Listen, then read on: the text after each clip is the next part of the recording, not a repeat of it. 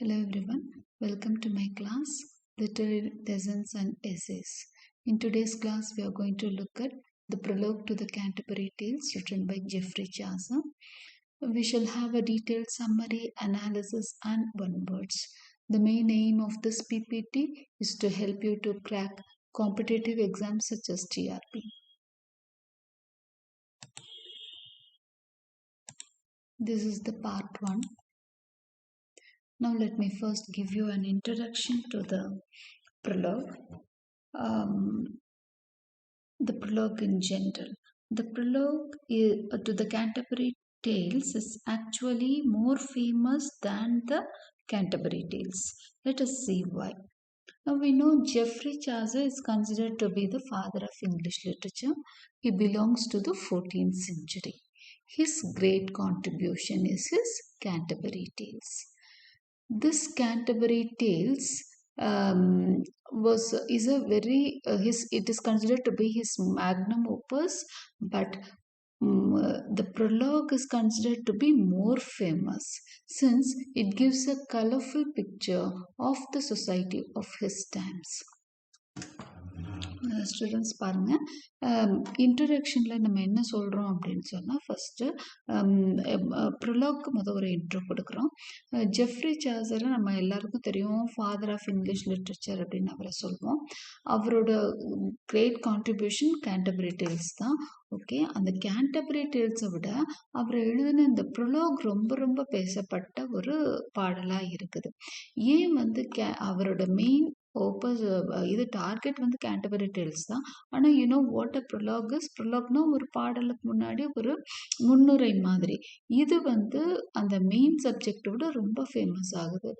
What is the reason that the prologue get so famous அப்படின்னா, because it gives a colourful picture of the society of his times.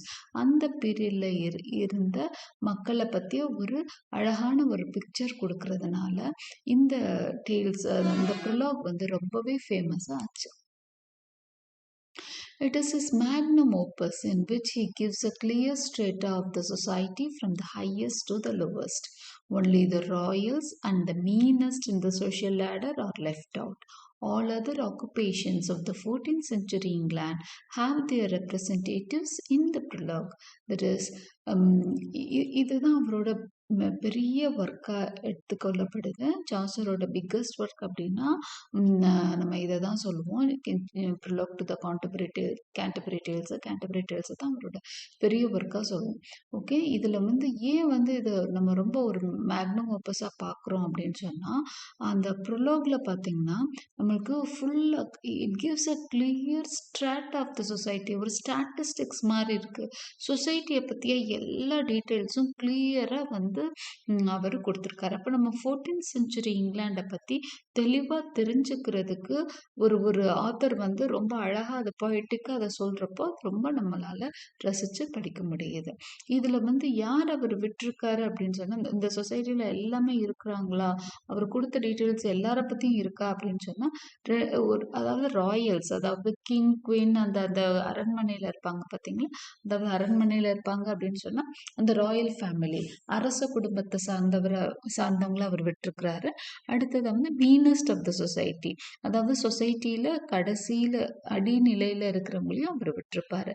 மற்ற எல்லாருக்கும் ஒரு representative இந்த ப்ரொலாக்ல கொடுத்துருப்பாரு. ஒவ்வொருத்தரும் ஒரு ரெப்ரசன்டேட்டிவ் அந்த பில்கிரிமேஜில் பார்ட்டிசிபேட் பண்ணுவாங்க. All other occupations of the 14th century England have their representatives in the prologue சொல்றாரு. அதாவது மற்ற எல்லா ஆக்குபேஷன்ஸில் இருக்கிறவங்களும் மற்ற எல்லா வேலைகளில் இருக்கிறவங்களும் அவங்களுக்கான ரெப்ரசன்டேட்டிவ் இந்த ப்ரொலாக்ல நம்ம பார்க்கலாம் அப்படின்னு சொல்றாரு. அடுத்ததான், the prologue is more famous as it gives a good characterization of the people of those times.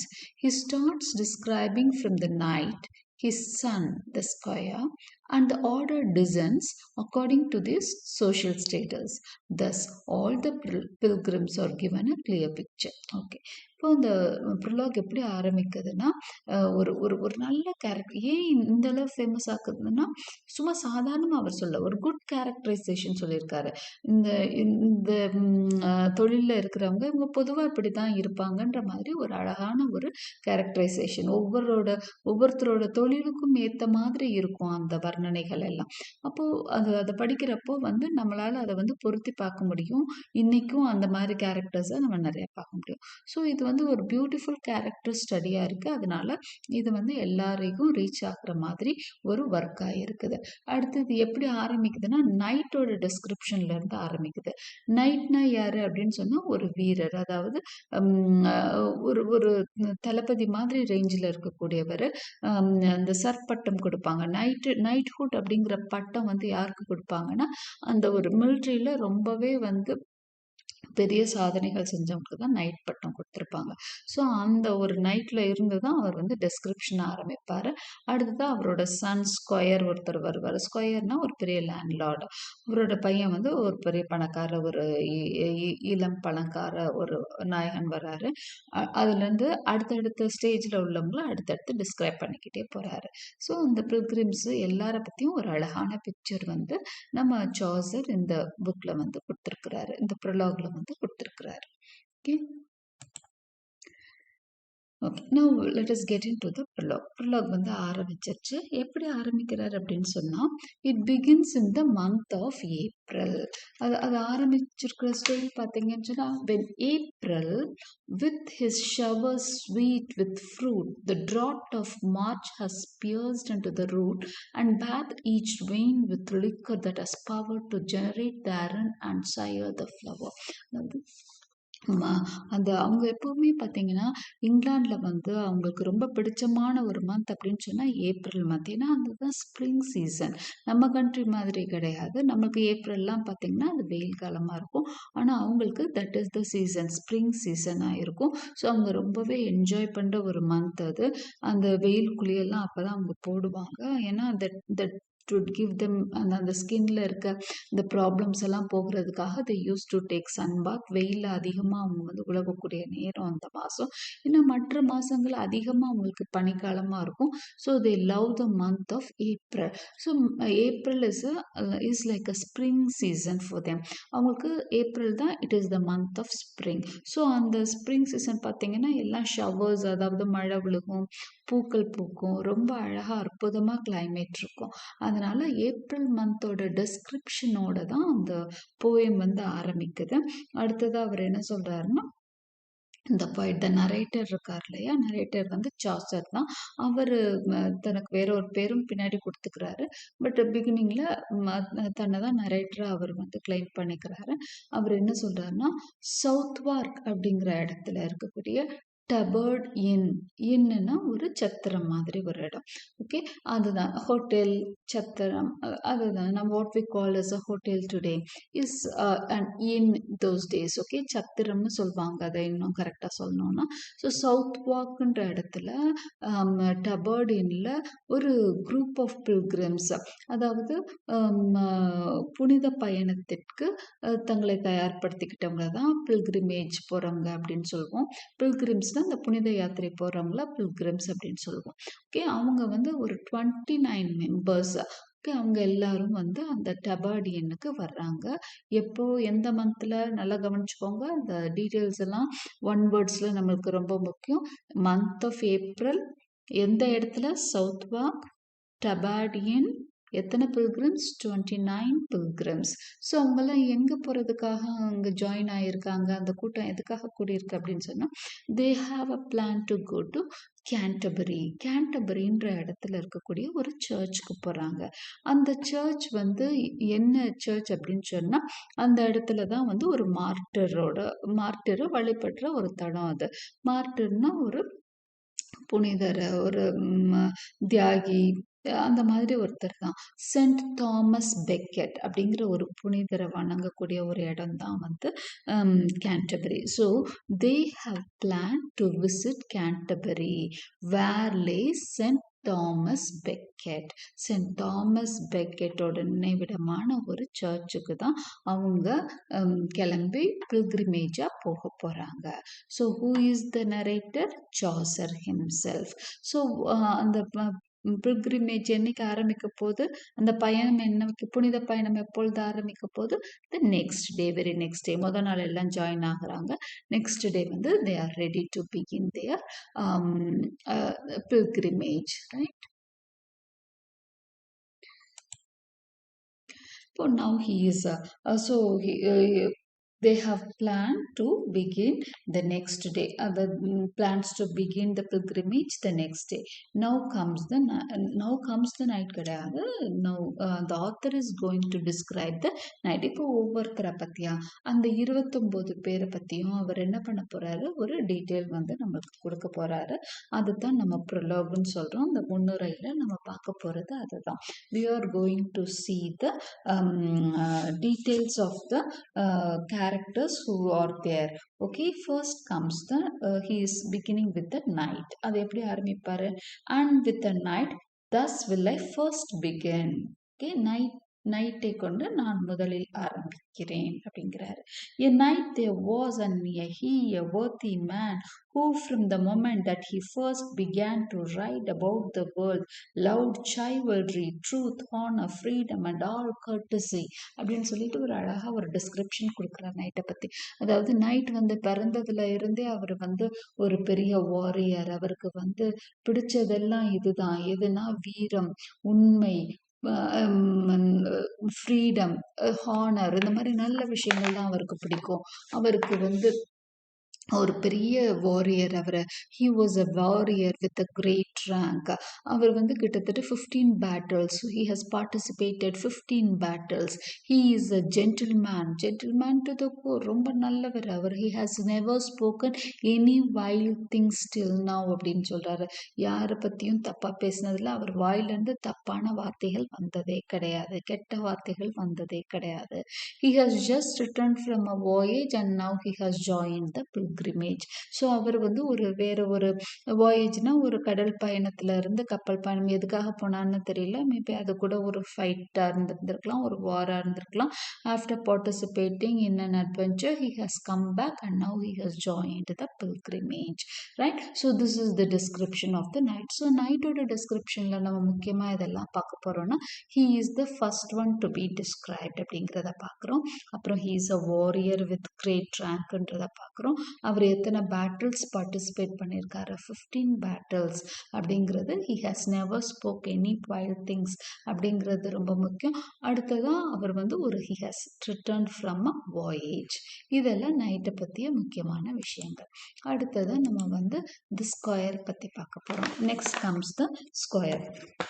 சரி, ஸ்கொயர் பற்றி ஆரம்பிக்கிறப்போ நம்ம போயட் வந்து எப்படி ஆரம்பிக்கிறாரு அப்படிங்கிறதையும் நம்ம பார்க்கலாம். With him there was his son, a youthful squire, a lover and a lusty bachelor, with locks well curled as if they would laid in press. Okay, இது ஆரம்பிக்கிறாரு. அந்த ஸ்கொயரை பற்றி அந்த டெஸ்கிரிப்ஷன், அவரோட உடல் அழகு, அந்த ஹேண்ட்ஸம்னஸ் பற்றி தான் சொல்லி ஆரம்பிக்கிறாரு. With him has accompanied his son the ஸ்கொயர்னு சொல்லி ஆரம்பிக்கிறார். அவரோட அவரோட பையன் ஸ்கொயரும் வந்திருக்கார். ஸோ ஸ்கொயருங்கிறது யாரு அப்படின்னு சொன்னால் ஒரு லேண்ட்லார்டு, நல்ல ஒரு பணக்கார, நிறைய எஸ்டேட் ஓன் பண்றவங்கள லேண்ட்லார்டுன்னு சொல்லுவோம். ஒரு பிரபு தான் வந்து அவரோட பையன். ஓகே, அவர் வந்து யங்கா தான் இருக்கிறாரு, ஒரு பேச்சுலர் அண்ட் அக்கம்ப்ளிஷ்ட் யூத். அவருக்கு வந்து எல்லா திறமைகளும் உள்ள ஒரு பேச்சுலர், எல்லா என்னதும் இருக்கு, எல்லா தகுதியும் வாய்ந்த ஒரு பேச்சுலரா அவரை வந்து சொல்றாரு. அண்ட் அக்கம்ப்ளிஷ்ட் யூத் அப்படின்னு சொல்றாரு. அப்புறம் அவரோட ஹைட், அவரோட லுக்ஸ் எல்லாம் சொல்றாரு. ஒரு ஆவரேஜ் ஹைட் தான், பட் ரொம்ப ஹேண்ட்ஸமாகவும் லவபிளாகவும் இருக்கிறாரு. He has very good manners. ஏன்னா நல்ல ஒரு தகப்பனார். அவருக்கிட்டையும் பையன்கிட்டையும் நல்ல குணங்கள்லாம் நிறைய இருக்கு. அவரோட ட்ரெஸ் பார்த்தீங்கன்னா ரொம்பவே நல்லா இருக்கு. Here's a beautifully woven dress. அவன் ட்ரெஸ்ஸை பற்றி சொல்றப்ப என்ன சொல்லியிருப்பார் தெரியுமா? It was okay. Embroidered was he like a meadow bed, all full of freshest flowers, white and red. Okay, அவரோட எம்ப்ராய்டர்டெல்லாம் அந்த மாதிரி ஒயிட் அண்ட் ரெட் பூக்களால் எம்ப்ராய்டர் பண்ணப்பட்ட ஒரு கவுன் மாதிரி ஒரு மேலே அந்த ஜாக்கெட் வந்து அவர் போட்டிருக்கிறாரு. Maybe that was the style in those times, அதுதான் ஃபேஷனாக இருந்திருக்கும். அதனால அவர் வந்து அந்த மாதிரி ஒரு ட்ரெஸ் வந்து அவர் போட்டிருக்கிறாரு அப்படிங்கிறத நம்ம பார்க்குறோம். Right, who is the next to come அப்படின்னு பார்க்கலாம். த யோமன். யோமன் யார் அப்படின்னு சொன்னால் ஒரு ஸ்மால் லேண்ட் ஓனர், ஒரு ஒரு சின்ன free land owner, free estate, அதாவது இந்த குத்தகை கூட்டுற மாதிரி ஒரு பெரிய பண்ணையம் பார்க்குறவங்ககிட்ட சின்னதாக வேலை செய்கிறவங்கள வந்து சின்ன சின்ன நிலங்களை அவங்களுக்கு கொடுத்து இதெல்லாம் மேற்பார்வை பார்க்க சொல்லியிருப்பாங்க. அவங்கள வந்து யோமன் அப்படின்னு சொல்லுவாங்க, எ ஸ்மால் லேண்ட் ஓனர். இவர் யார் அப்படின்னு சொன்னால் he has accompanied the knight and the square. இப்போ நைட் மற்றும் ஸ்கொயர் அந்த வீட்டை சேர்ந்தவர் தான். அந்த வீட்டை சேர்ந்தவர்னு சொன்னால் அவங்களோட பண்ணையம் பார்க்குறவராக இருக்கும். ஓகே, அது இல்லாமல் அவருக்கு ஒரு சின்ன எஸ்டேட்டு அவர் பார்க்குறதுக்காக அவருக்குன்னு தனியாக ஏதாவது கொஞ்சமாக கொடுத்துருப்பாங்க. So yeoman is a small land owner. இதெல்லாம் அந்த மெடிவல் டைமில் இருந்த ஒரு செட் ஆஃப் அந்த அரேஞ்ச்மெண்ட்ஸ், அந்த அப்போ இருந்த அந்த நிலம் பார்த்துக்கிறவங்க இப்படி தான் அழைக்கப்பட்டாங்க. Okay, yeoman. He accompanies the knight and the squire. ஒரு சர்வெண்ட் மாதிரி அவங்களுக்கு வேண்டிய எல்லாமே செஞ்சும் கொடுக்குறாரு. அவங்க கூட ஒரு பாதுகாவலன் மாதிரியும் வந்திருக்காரு யோமன். ஓகே, இவர் எப்படி இருக்கிறாரு அப்படின்னா he is dressed bright with a green hood. ஹூட்னா தலையில் அப்படி கவர் பண்ணுற மாதிரி வர்றது தான் ஹூட். ஸோ ஒரு கிரீன் கலர் பேஸ் பண்ண மாதிரி அவர் ட்ரெஸ் தான் எல்லாமே போட்டிருக்கிறாரு. அதே மாதிரி அவரோட ஷோல்டர்ஸில் பார்த்தீங்கன்னா ஆரோஸ் போ எல்லாம் இருக்குது. நிறைய இடத்துல அவர் பார்க்குறப்போ அவரோட பிஹேவியர்ஸ்லாம் இருக்கப்போ நிறைய ஃபாரஸ்ட்குள்ளே போடுறது, ஃபாரஸ்டர் மாதிரி நம்ம நரேட்டர் வந்து அவர் டிஸ்கிரைப் பண்ணியிருக்கிறாரு. Okay, then he is describing the prioress. Prioress நல்லாவே describe பண்ணியிருக்காரு. who is a prioress அப்படின்னு சொன்னீங்கன்னா a nun. a nun is called as a prioress. Okay, எப்படி ஆரம்பிக்கிறாரு பாருங்க. there was also a nun, a prioress, who in her smiling modest was and coy. Okay, அவங்க சிரிக்கிறதே ரொம்ப modest, அழகாக இருந்தது, வெக்கப்பட்டு சிரிச்சாங்க. அவங்க பேர் வந்து madam Eglantine. Okay, she sang well divine songs. ரொம்ப அழகாக அவங்க வந்து அந்த ஸ்தோத்திரம் எல்லாம் பாடுறாங்க. Okay, divine songs were very beautiful. அதே மாதிரி ஃப்ரெஞ்ச் வந்து ரொம்ப ஃப்ளூயண்ட்டாக பேசுகிறாங்க. She had good dining manners. அதை பற்றி ரொம்ப அழகாக சொல்லியிருப்பாரு. எப்படி சொல்லியிருப்பாரு அப்படின்னு சொன்னால், at table she had been well taught withal, and never from her lips let morsels fall, nor dipped her fingers deep in sauce, but ate with so much care the food upon her plate, that never driblet fell upon her breast. அதாவது எப்படின்னா, ஒரு சின்ன மார்சல்னா ஒரு சின்ன துண்டு கூட அவங்க சாப்பிட்றப்ப எங்கே விழுகலையா, அவங்க லிப்ஸில் இருந்து கீழே விழுகலை. Okay, she was very careful about that. ஒரு சின்ன மார்சல், சின்ன ட்ராப்லெட் கூட அவங்க வாயிலிருந்து கீழே விழுகவே இல்லை. அதே மாதிரி சாஸில் அவங்க வந்து அழகாக நீட்டாக தொட்டு லைட்டாக தொட்டு தான் சாப்பிட்டாங்க. ரொம்ப டிப் பண்ணியெல்லாம் சாப்பிடல, நீட்டாக தொட்டு சாப்பிட்டாங்க. அதே மாதிரி அவங்க அந்த டைப் பண்ணிக்குவாங்க இல்லையா, அவங்க மேலே எதுவும் அந்த சாஸ் எல்லாம் ஒழுகிரும்னு சொல்லிட்டு, அதெல்லாம் ஒரு இது கூட அவங்க மேலே இருந்த துணிகள்ல எல்லாம் படவே கிடையாது. So she had a very neat table manners அப்படின்னு சொல்லி சொல்கிறாங்க. டைனிங் மேனர்ஸ், டேபிள் மேனர்ஸ், அதெல்லாம் ரொம்ப நீட்டாக இருந்தது. யாருக்குன்னா அந்த ப்ரையாரஸ்க்கு, அதாவது நன்கு. Okay, she had a delightful and justful kind of habit in her. அதாவது அவங்க இருக்க இடத்த வந்து ரொம்ப டிலைட்ஃபுல்லாக ஹாப்பியாக வச்சுக்கிட்டாங்க, என்தூசியாஸ்டிக்காக வச்சுக்கிட்டாங்க, எனர்ஜெட்டிக்காக வச்சுக்கிட்டாங்க. ஜஸ்ட்ஃபுல் அப்படின்னா எனர்ஜெட்டிக், பீயிங் எனர்ஜெட்டிக். தன்னை சுற்றி இருக்கிற எல்லா விஷயத்தையும் அப்படியே ஒரு புத்துணர்ச்சி ஏற்படுத்துகிற மாதிரி அவங்களோட சிரிப்பும் அவங்க நடவடிக்கைகளும் இருந்தது. She was full of reverence. அவளை பார்க்குறப்பே we wanted to give her some respect, அந்த மாதிரி தான் இருந்தாங்க. she was very sympathetic to all creatures. எல்லார் மேலேயும் ரொம்ப அன்பா இருக்கிற மாதிரி ஒரு கேரக்டரா தான் அவங்கள வந்து நம்ம ஆத்தர் வந்து போர்ட்ரே பண்றாங்க. அப்படி போர்ட்ரே பண்றப்ப வந்து ஒரு அழகா ஒரு சில விஷயங்கள் வந்து அவங்க சொல்லியிருப்பாங்க. என்ன சொல்லியிருப்பாரு அப்படின்னு சொன்னா, அவங்க அவங்க வந்து நிறைய அவங்க சாப்பிட்றப்ப டாக்ஸ்க்கெல்லாம் போய் ஃபீட் பண்றாங்க. அவங்க கூப்பிட்டு வந்த டாக்ஸான்னு தெரியாது, பட் டாக்ஸுக்கு ஃபீட் பண்றாங்க. அவங்க எப்படிப்பட்ட ஒரு சிம்பத்தட்டிக் நேச்சர் அப்படின்னு சொல்றப்ப என்ன சொல்றாங்கன்னா, வேற ஏதாவது கிரீச்சர் வந்து கஷ்டப்படுது அப்படின்னு சொன்னா இவங்க அழுதுருவாங்க. Even if a mouse got trapped she would cry அப்படிங்கிறார். அதாவது ஒரு எலி வந்து ட்ராப்புக்குள்ள பிடிபட்டுருச்சு, வலையில சிக்கிருச்சுன்னா அந்த எலிக்காக கூட பரிதாபப்பட்டு அழக்கூடிய ஒரு very nice character is the prioress. She is very sympathetic. அப்புறம் அவங்கள டிஸ்கிரைப் பண்ணியிருப்பாரு, ஹவு ஹர் லுக்ஸ் ஆர் அப்படின்னு சொல்றப்போ ஒரு அழகான ஒரு பெண்ணா தான் சொல்லியிருப்பாரு. Her nose was straight, her eyes were grey, her mouth was small, soft and red. Her mouth was small, soft and red. She had a fair forehead. நெற்றி வந்து ஒரு மாதிரி நல்ல வெண்மையான ஒரு அழகான ஒரு நெற்றி, அழகான சின்ன சிவப்பான ஒரு லிப்ஸ் கொண்ட ஒரு mouth. So every thing is very beautiful. Her cloak was stylish. Of course அந்த ஒரு நீட்டமான அந்த ட்ரெஸ் போட்டிருப்பாங்க தான், அவங்க வந்து ஒரு லாங் க்ளாக் தான் போட்டிருப்பாங்க. க்ளோக்னா ட்ரெஸ், அவங்க போடுற அந்த லாங் அங்கியை தான் நம்ம க்ளோக் அப்படின்னு சொல்கிறாங்க. அது கூட கொஞ்சம் ஸ்டைலிஷாக நீட்டாக தான் போட்டிருந்தாங்க. She wore a string of coral beads. அவங்க கையில் வந்து அந்த பவளத்தினால ஆன அந்த பாசிமணி மாதிரி ஒன்று வச்சிருக்கிறாங்க. அதில் இருந்து ஒரு லெட்டர் வந்து தொங்குது, கோல்டன் கலரில் ஏ அப்படின்னு ஒரு லெட்டர் வந்து தொங்குது. அந்த ஏக்கு என்ன அர்த்தம் அப்போ அப்படின்னு சொன்னால், அமோர் வின்சிட் ஆம்னியா அப்படின்னு அர்த்தம். அது வந்து ஒரு லாட்டின் வேர்ட். இந்த லாட்டின் வேர்டுக்கான மீனிங் என்ன அப்படின்னா, love conquers every thing. Love conquers everything is the meaning for the Latin phrase amor vincit omnia. Right? So நம்ம வந்து இப்போ கிட்டத்தட்ட ப்ரையரஸ் பற்றி எல்லாமே பார்த்துட்டோம், நன் பற்றி எல்லாமே பார்த்துட்டோம். So we have had a beautiful description of the Prioress. So நம்ம என்னெல்லாம் இவங்களை ஞாபகம் வச்சுக்கணும்னா, her name is Madam Eglanton. அப்புறம் அவங்க she could speak French very fluently. She had very good dining manners. அதுக்கு அடுத்ததாக வந்து அவங்கள பற்றி ஞாபகம் வச்சுக்க வேண்டிய இன்னும் சில விஷயங்கள் அப்படின்னா, she was very sympathetic, she was looking beautiful, her cloak was stylish, she was bearing a string of coral beads. அதாவது முத்து மாலை மாதிரி, அதாவது பவள மாலை கையில் வச்சிருக்கிறாங்க. அப்புறம் இந்த செயின் போர், அந்த அந்த பவள மாலையிலேருந்து ஒரு ஏ அப்படிங்கிற ஒரு கோல்டன் லெட்டர் தொங்கிட்டு இருக்கு. And what does the word A means அப்படின்னு சொன்னால், அமோர் வின்சிட் ஆம்னியா, which means love conquers every thing.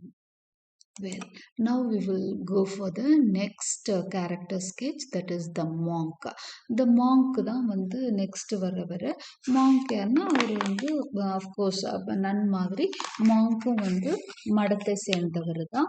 அவர் வந்து சொல்றப்போ எப்படி ஆரம்பிக்கிறாரு அப்படின்னு சொன்னா, a monk there was one made for mastery, an outrider who loved his venery, a manly man to be an above table அப்படின்னு சொல்லி ஆரம்பிச்சிருப்பாரு. அடுத்து அவரை பற்றிய டிஸ்கிரிப்ஷன், ஒரு மாங்க் அங்கே இருந்தார். அவர் வந்து ரொம்ப பார்க்கவே ஒரு he was an outrider who loved his venery. எல்லா விஷயம் சந்தோஷமாக பிடிச்சு செய்கிற ஒரு ஆளாக தான் மாங்கை நம்ம பார்க்குறோம். he was a fat man. பார்த்தீங்கன்னா மடத்தில் இருக்கிறவர் தான், பாதிரியார் தான், பட் வந்து நல்ல ஃபேட் மேனாக தான் டிஸ்கிரைப் பண்ணியிருக்காரு. அப்போ நம்ம we come to an understanding that the monks had no problem for food.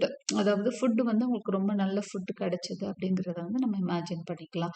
So he was a fat man, he likes to eat well and to drink well. Okay, நல்ல சாப்பிட பிடிச்சிருக்கு அவருக்கு. அந்த ஒரு 1 or 2 times அங்கே சாப்பிட்டதுலேயே இதெல்லாமே narrator guess பண்ணிடுறாரு. இப்போ நரேட்டரை பற்றி நம்ம என்ன தெரிஞ்சுக்கிறோம்னா, ஒரு கீன் அப்சர்வராக பார்க்குறோம். ஒவ்வொருத்தரையும் பற்றி அப்படியே கீனாக நோட் பண்ணி எல்லாம் எழுதிட்டு இருக்கிறாரு Chaucer. So the monk likes to eat well, he drinks well, he had a bald head. அவரோட அதாவது வழுக்கத்தில் பால்ட் ஹெட்னா வழுக்கத்தலையா இருக்குது. எப்படின்னா it shone like a glass அப்படின்னு சொல்றாரு. அதாவது கண்ணாடி மாதிரி அவர் தலை வந்து மின்னிட்டு இருந்தது, அந்த அளவுக்கு பளபளன்னு வழுவழுன்னு இருந்தது.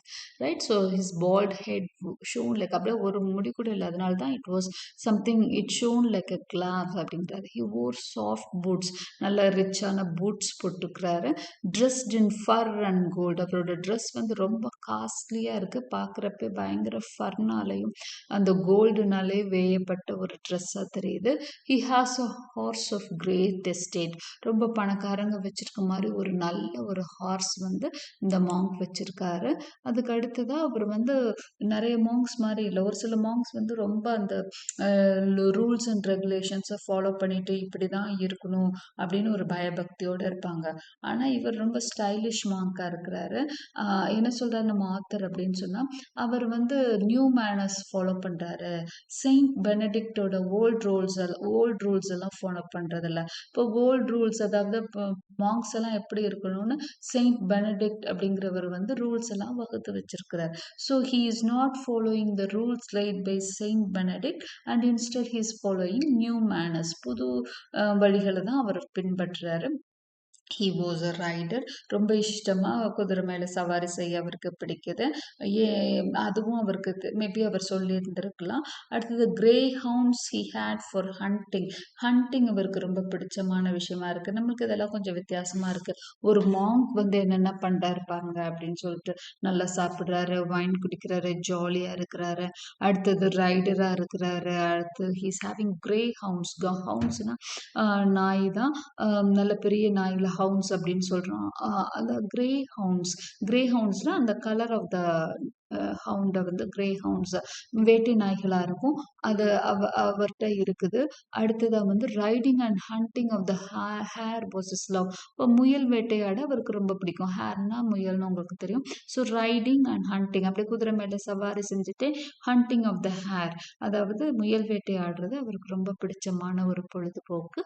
He love to eat Swan roasted, அதாவது நல்ல வறுத்து வச்ச ஸ்வான், அதாவது வாத்துக்கறினா அவருக்கு ரொம்ப பிடிச்சமான விஷயம். ஸோ இப்போ வந்து மாங்க் பற்றிய டீட்டெயில்ஸ் நம்ம பார்த்துட்டோம் இந்த 2 ஸ்லைட்லையும். ஸோ இதில் இவரை பற்றி நம்ம தெரிஞ்சுக்க வேண்டிய விஷயங்கள் என்னென்னா, அவர் ஒரு fat man, eats well, drinks well, bald ஹெட்டாக இருக்கிறாரு, அப்புறம் சாஃப்ட் பூட்ஸ் போட்டிருக்காரு, ஃபர்டு ட்ரெஸ்ஸு, கோல்டன் ட்ரெஸ்ஸு, ஒரு பெரிய பணக்கார குதிரை, அதாவது பணக்காரர்கள் வச்சிருக்கக்கூடிய பெரிய நல்ல அரேபியன் குதிரை வச்சிருக்கிறாரு.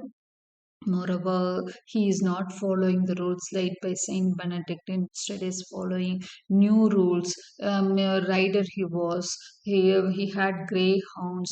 At the riding and hunting of the hare வந்து அவரோட pleasure time பொழுதுபோக்காக இருக்குது. He loved to eat swan roasted, வாத்து வறுவல்னா அவருக்கு ரொம்ப பிடிக்கும். So this is the description of the monk. அடுத்து வந்து நம்ம யாரை பார்க்குறோம் அப்படின்னு சொன்னால், the friar. Who is the friar அப்படின்னு சொல்லி பார்க்கலாம். ஃப்ரையர்னா யாருன்னா, ஒரு இந்த பாவ மன்னிப்பெல்லாம் கேட்பாங்க இல்லையா, அவங்கள தான் ஃப்ரையர் அப்படின்னு சொல்கிறாங்க. இவங்க வந்து ஒரு ஜாப் தான். எங்கன்னா இப்போ நம்ம ப்ரையோரஸ் பார்த்தோம், ஃபஸ்ட்டு பார்த்தீங்கன்னா இந்த ஃபேமிலியை பார்த்தோம், நம்ம நைட் பார்த்தோம், ஸ்கொயர் பார்த்தோம், அவங்க வீட்டில் வேலை செய்கிற யோமன் பார்த்தோம், அவங்களுக்கு ஒரு ஃப்ரீ ஸ்மால் லேண்ட் ஓனரையும் பார்க்குறோம். ஓகே, அந்த 3 பேர் பார்த்துட்டோம். அடுத்து பார்த்தீங்கன்னா ஃபஸ்ட்டு வந்து ப்ரையோரஸ் நன், அவங்கள ரொம்ப மரியாதையாக டிஸ்கிரைப் பண்ணியிருந்தாரு. அடுத்ததாக வந்து மேடம் எக்லாண்டன், அவங்க தான் மேடம் எக்லாண்டன். அடுத்ததாக நன், இவர் யார், நம்ம மாங்குக்கு வந்து நேம் வந்து அவர் கொடுத்த மாதிரி தெரியல. ரைட். ஓகே, அடுத்ததாக வந்து அவரை பற்றியும் ஒரு நல்ல ஒரு டிஸ்கிரிப்ஷன் நம்ம பார்த்துட்டோம். அடுத்ததாக ஃப்ரையர் பற்றி பார்க்க போகிறோம். ஃப்ரையர் யாருன்னா, இதே சர்ச்சில் வந்து பாவ மன்னிப்பு கேட்கவர் தான் ஃப்ரையர். பொதுவாக இவங்க வந்து என்ன பண்ண மொனாஸ்ட்ரியில் தான் இருப்பாங்க, மொனாஸ்ட்ரியோட லேண்டெல்லாம் பார்த்துக்குவாங்க. மோர் தென் தட் இவங்களோட முக்கியமான வேலை வந்து they have to earn their living by begging others, அதாவது மற்றவங்க மூலமாக இவங்களாம் ஒரு ப்ரொஃபஷனலாக இருக்க முடியாது, எந்த வேலையும் தேடிக்க முடியாது, மற்றவர்களை அண்டித்தான் அவங்க வாழணும் அப்படிங்கிறது தான் ஃபயர்ஸ்க்கு விதிக்கப்பட்ட வேலையே. ஓகே, ஸோ ஆனால் இந்த ஃப்ரையர், நம்மளுக்கு வந்த ஃப்ரையர் வந்து அப்படி ஒரு நல்ல ஃப்ரையர் கிடையாது. அவர் ஒரு கொஞ்சம் ஜாலி டைப்பு. கொஞ்சம் அவரோட வேலையை வந்து அவரோட சொந்த விஷயங்களுக்காக எப்படியெல்லாம் எக்ஸ்ப்ளாய்ட் பண்ணணுமோ யூஸ் பண்ணிக்கக்கூடியவர் தான் நம்மளோட ஃப்ரையர். சரி, இவர் என்ன பண்றாரு? ஹீஸ் வேண்டன் அண்ட் மெரி. வேண்டன் அப்படின்னா லைசன்ஷியஸ், இம்மாரல் அப்படின்னு சொல்லுவாங்க. அதாவது எதையும் செய்யக்கூடியவர், எந்த தப்பு வேணாலும் செய்வாரு. லைசன்ஷியஸ்னாலும் அப்படிதான், தப்புக்கள்லாம் பலதும் செய்யக்கூடியவங்க. ஓகே, அவங்களுக்கு தான் வேண்டன் அப்படின்னு சொல்லுவோம். இல்லைன்னா இம்மாரல் பிஹேவியர் உள்ளவங்கள வேண்டன்ஸ் அப்படின்னு சொல்லுவோம். ரொம்ப ஆனால் அட் த சேம் டைம் ரொம்ப ஜாலி டைப்பு தான் நம்ம fryer. Medieval friars were not allowed to work and had to rely on the charity of the others for their livelihood. So இந்த ஃப்ரையர்ஸோட முக்கியமான வேலை என்னன்னா, அவங்க வந்து வேலை பார்க்க முடியாது. they had to rely on the charity of others for their livelihoodனா மற்றவங்களை நம்பி, மற்றவங்களோட சேரிட்டியை நம்பி தான் அவங்களோட வாழ்க்கையை அவங்க வச்சுக்க முடியும், நடத்த முடியும். ஆனால் நம்ம ஃப்ரையர் என்ன பண்ணுவார்னா, he was ready to hear more confessions from the rich so that he gets more money. அவரோட ஆசையெல்லாம் ரிச் கிட்ட இருந்து கன்ஃபெஷன்ஸ் கேட்கத்தான் பிடிக்கும். ஏன்னா ரிச் பீப்புள் வந்து இவரோட கன்ஃபெஷன்ஸ், அவர்கிட்ட கன்ஃபெஷன்ஸ் சொல்லுவாங்க, பாவ மன்னிப்பு கேட்பாங்க இல்லையா, சர்ச்சில் அது ஒரு ரெகுலேஷன் இருக்கும். ஸோ அந்த கேட்டோன்னே இவங்க கேட்டு சொல்லி முடிச்சோன்னே அவங்க மனசு வந்து திருப்தி ஆனோன்னு இவருக்கு பணம் கொடுப்பாங்க. He could absolve any smart sin of rich men for money. எவ்வளோ பெரிய பாவம் யார் செஞ்சாலும் அவர் ஈஸியாக அதை உள்ள வாங்கிக்கிறாரு. ஏன்னா பணக்காரங்கள் பெரிய பாவங்கள் செஞ்சால் நிறைய பணம் கொடுக்குறாங்க. அதனால பணக்கார மனிதர்கள் வந்து பாவ மன்னிப்பு கேட்டு வந்தாதான் இவருக்கு ரொம்ப பிடிக்கும். புவர் பீப்புள் வந்தா அவரு அவ்வளவா அவங்களோட பாவ மன்னிப்பெல்லாம் கேட்க மாட்டாரு. ஏன்னா அதுல வந்து அவருக்கு பெருசா மணி வர்றதில்ல. he had arranged for many marriages. ஊருக்குள்ள நிறைய மேரேஜ் புரோக்கர் மாதிரியும் வேலைகள்லாம் அவர் வந்து பார்த்துட்டு இருக்கிறாரு. அடுத்ததான் he visits to taverns, exploited barmaids sexually. இவர் மேல இருக்கிற புகார்கள் இதெல்லாம் நிறைய ஊருக்குள்ள நிறைய ஹோட்டல்ஸ், அந்த அங்கங்கே காஃபி ஹவுசஸ் மாதிரி இருக்கிற பார்ஸ்க்கெல்லாம் வந்து அவர் போவார். அந்த மெய்ட்ஸ் எல்லாம் கொஞ்சம் எக்ஸ்ப்ளாய்ட் பண்ணியிருக்காரு, செக்ஷுவலாக எக்ஸ்ப்ளாய்ட் பண்ணியிருக்காரு. புவர்க்காக பெக் பண்ணுற மாதிரி பண்ணுவார், நல்லா சாப்பிடுவார். He likes to eat well, he likes to be merry with men and women. ரொம்ப ஜாலியாக இருக்கணும்னு நினைக்கிறவர், ஏன்னா நல்லா சம்பாதிக்கிறாரு, நல்லா ஜாலியாக இருக்கணும். He keeps company with rich people. அதே சமயம் அவர் எல்லா மக்களோடையும் கலந்து, ஏன்னா இவர் ஒரு ஃப்ரையர் அப்படிங்கிறதுனால எல்லாரோட பழக்கமும் ஆயிருக்கு அவருக்கு. அதனால even he is friendly with rich people. He avoids the lower class and refuses to hear their confessions. பொதுவாக லோயர் கிளாஸ் தான் அவர் அவாய்ட் பண்ணுறாரு, ஏன்னா அவங்க மூலமாக இவருக்கு பணமே வர்றதில்லை, அதனால அதை அவாய்ட் பண்ணிக்கிறாரு. Still he is a favourite among people. இருந்தாலும் இவர் இவ்வளோ இவர்கிட்ட வந்து குறைகள் இருந்தாலும் இவர் வந்து நிறைய பேருக்கு பிடிக்குது, ஏன்னா அவர் வந்து நிறைய ஜாலியாக இருக்கிறார் இல்லையா, அது வந்து நிறைய பேருக்கு பிடிக்குதுன்னு நினைக்கிறேன். அடுத்ததான் த மெர்ச்சன்ட். அதோட இன்னைக்கு இந்த ஸ்லைட்ஸோட நம்ம எண்டுக்கு வரோம். ஏன்னா நெக்ஸ்ட் பார்ட் வந்து மற்ற பில்கிரிம்ஸை நெக்ஸ்ட் பார்ட்டில் நம்ம கண்டினியூ பண்ணலாம். As it's going big. அந்த மெர்ச்சன்ட்டோட இன்னைக்கு கிளாஸ் முடிச்சுக்கிறோம். ஸோ மெர்ச்சன்ட் யாருன்னா உங்களுக்கு தெரியும், ஒரு வாணிபர். அவரையும் வந்து டிஸ்கிரைப் பண்ணியிருக்காரு. பொதுவாக மெர்ச்சன்ட்ஸ் அந்த டைமில் எப்படி இருப்பாங்க அப்படிங்கிறது. ஸோ நல்ல பகட்டாக இருந்திருப்பாங்க போல இருக்கு. So this merchant is also very pompous. Okay, பார்த்தீங்கன்னா அந்த அன்னைக்கு ஃபேஷன் எப்படி இருந்ததோ அதெல்லாமே பண்ணியிருக்காரு. He is having a forked beard, colorful gown. He was sitting on a high horse. He was having a Flemish beaver hat. அதாவது ஃபோக்ட் bird அப்படின்னா தாடி, அவர் வளர்த்துருக்க தாடி ஸ்டைல் பார்த்தீங்கன்னா அந்த ஃபேஷனுக்கு ஏற்ற மாதிரி ஃபோர்க் டைப்பில் இருந்திருக்கும் போல இருக்குது. அது என்ன டைப்புன்னு தெரியல, இப்படி வெட்டாக வந்திருக்குமோ என்னவோ. So it is a forked beard. அடுத்தது கலர்ஃபுல் கவுன். அவர் போட்டிருக்க கவுன் மாட்லி கவுன் எழுதியிருப்பாரு. மாட்லி கவுன்னா கலர்ஃபுல் கவுன், ரொம்ப கலர்ஃபுல்லான ஒரு ட்ரெஸ் போட்டிருக்காரு. அப்புறம் ஒரு பெரிய ஹார்ஸ், அதாவது ஒரு அரை Arabian horse மாதிரி ஒரு big horse, அதுதான் sat on a high horse, a flemish beaver hat. இதுவும் அந்த டைம்ல ரிச் பீப்புள் போடக்கூடிய ஒரு ஸ்டைலிஷான ஒரு ஹேட். ஸோ இந்த மாதிரி அவரோட ஃபுல் ட்ரெஸ்ஸிங் சென்ஸ் பார்த்தீங்கன்னா ரொம்ப ஸ்டைலிஷாக இருக்குது. அவரோட பூட்ஸ் வந்து ரொம்ப எலகண்ட்டாக கட்டப்பட்டிருக்கு. ஹி ஹேட் அ பாம்பஸ் ஸ்பீச், அதாவது எடுத்த வாயை திறந்தாலே ஒரே பெருமை பேசுறது தான் அவருக்கு வேலையாக இருக்குது. நமக்கே தெரியும், பொதுவாகவே இந்த மாதிரி மர்ச்சன்ட்ஸாக இருக்கிறவங்களுக்கு அது நேச்சுரலாக வர்றது தான், பெருமையாக தான் பேசுவாங்க. ஸோ அந்த மர்ச்சன்ட்டும் அப்படி தான் பேசுகிறாரு. He spoke the times he won not lost. எல்லாம் ஜெயிச்சதை பற்றி தான் பேசுகிறாரு, தோத்ததை பற்றியே பேசுறது இல்லை. எல்லா இதுலேயும் ஒரே க்ரோட்ஸில் தான் பேசிகிட்டு இருக்கிற எல்லாமே நான் அப்படி இங்கே ஜெயித்தேன், அங்கே ஜெயித்தேன், இவ்வளோ பணத்தை வின் பண்ணேன், அந்த மாதிரி தான் அவர் வந்து அவரோட பேச்சே இருக்குது. He should be in debts but he tries to hide it, says the narrator. நரேட்டருக்கு அவர் மேலே என்ன சொல்லுவாங்க, கண்டிப்பாக கடன்காரனாக தான் இருப்பான், நிறைய பேர்கிட்ட கடன் வாங்கி வச்சிருப்பான். மேபி அந்த டைமில் மர்ச்சன்ட்ஸோட அது கேரக்டரா என்னன்னு தெரியல. ஏன்னா நரேட்டர் வந்து எடுப்புக்கு அவரை பற்றி முடிக்கிறப்பே 10 லைன் தான் எழுதியிருப்பார் மர்ச்சன்ட்டை பற்றி. ஆனால் கடைசியில் சொல்ல வரப்ப என்ன சொல்லிடுவாரு, he should be in debts அப்படின்னு சொல்லிடுவார். அவன் கண்டிப்பாக கடனாளியாக தான் இருப்பான், அதை மறைக்கிறதுக்கு தான் இவ்வளோ வேஷம் போடுறான் அப்படின்னு சொல்கிறாரு. அப்புறம் எனக்கு இவன் பேரும் மறந்துடுச்சு அப்படின்னு சொல்லி முடிச்சிருப்பார். Right. So this is the description of the merchant. So நம்மளுக்கு வந்து இப்போ ஃப்ரையர் பற்றி உங்களுக்கு எல்லா விஷயங்களும் உங்களுக்கு ஞாபகம் இருக்கும்னு நினைக்கிறேன். ஸோ அவரை பற்றி நமக்கு தெரிஞ்ச ஃப்ரையர் பற்றி வாண்டன் மெர்ரி அப்படிங்கிறது தெரியணும். அப்புறம் அடுத்ததாக வந்து he visits taverns, he exploits barmaids, அதுக்கப்புறம் he likes to eat well, likes to be merry with people, he keeps company with rich people. இந்த மாதிரி சின்ன சின்ன விஷயங்கள் தான் இருக்குது ஃப்ரையர் பற்றி. அதே மாதிரி மர்ச்சன்ட் பற்றியும் நம்மளுக்கு வந்து பெருசாக ஒன்றும் ஒன் வேர்ட்ஸ் கேட்குற மாதிரி கொஷின்ஸ் இல்லை. பட் இருந்தாலும் ஜஸ்ட் நோ, ஏன்னா உங்களுக்கு பேசேஜ் மாதிரி கொடுத்து கொஷின் கேட்டால் இதெல்லாம் தான் வரும். ஏன்னா நம்ம அந்த லைன்ஸ் எல்லாத்துலேயும் இருக்கிற முக்கியமான விஷயங்களை எடுத்து நம்ம ஹின்ஸாக கொடுத்துருக்கோம். So that would be useful for you, right. So இதோட நெக்ஸ்ட் பார்ட்டில் மற்ற பில்கிரிம்ஸை பற்றிய டீட்டெயில்ஸை நம்ம வந்து கொடுக்கலாம். So watch the second part of the video for the other pilgrims to like and subscribe for more such videos. Thank you.